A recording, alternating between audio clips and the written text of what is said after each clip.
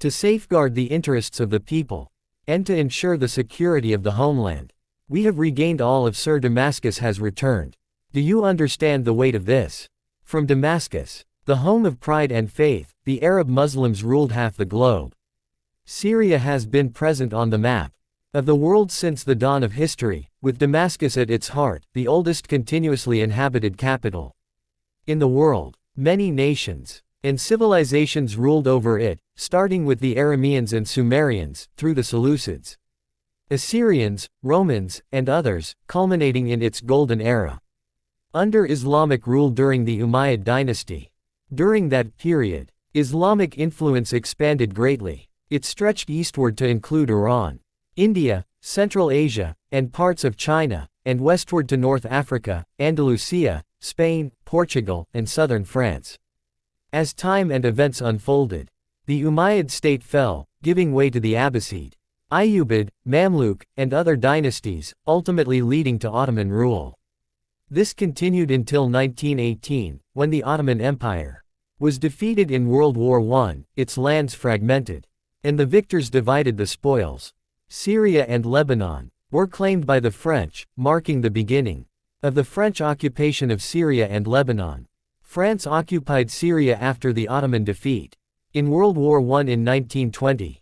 The French colonial administration implemented a policy of empowering minorities to weaken the majority. They promoted sectarianism and built an army based on sectarian foundations. France left Syria in 1946 after 26 years of the Syrian people's struggle against the occupiers. However, this sectarian-based army, created to empower minorities, became the foundation of the Syrian military after independence. The 1963 coup that brought the Ba'ath Party to power marked the beginning of a new phase of political chaos, culminating in the 1967 defeat and the loss of the Golan Heights. This was under the then Minister of Defense, Hafez al-Assad, who effectively surrendered the Golan and announced its fall before it had actually fallen, ordering his forces to withdraw from it. He was rewarded in 1970 by seizing power in Syria through a military coup. He adopted a sectarian approach in governing the state, favoring his Alawite sect and appointing its members to the highest positions in the military and government. He exploited the Ba'ath Party and its organizational structure to entrench his rule and ruthlessly suppressed all his opponents and critics. In 1971, he established the Defense Brigades, a special military force, to protect his regime under the command of his brother, the butcher Rifat al-Assad. This force later became the 4th Division in 1984, led by his son Mar. In 1980, the butcher Rifat carried out a massacre in Tadmor prison, claiming the lives of more than 1,000 Islamist detainees. In 1982, as the conflict with Islamists intensified, the butcher besieged the city of Hama, a stronghold of protests. He bombarded it with artillery and airstrikes, then invaded it on the ground with tanks, committing a massacre unprecedented in history. His brutal forces ravaged the city, killing, destroying, torturing, and committing atrocities. For an entire month, they left behind a devastated city, over 20,000 dead, and a deep scar in the hearts of the people of Hama and Syrians, one that time cannot heal.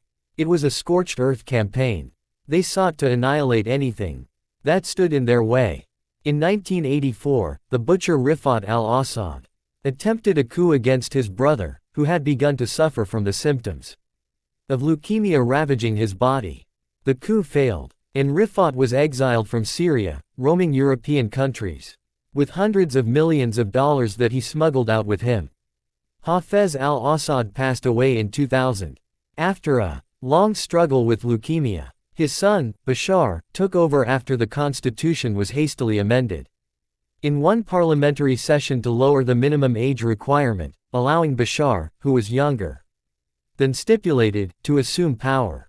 And to safeguard people's interests, Bashar took power and began a new chapter of the Assad family's rule, continuing his father's methods of monopolizing power, suppressing opponents, and expanding the plundering of the country's wealth while granting privileges and benefits to his sect and loyalists. Children of Daraa wrote slogans on their school walls calling for the regime's downfall, such as, "Your turn has come, doctor."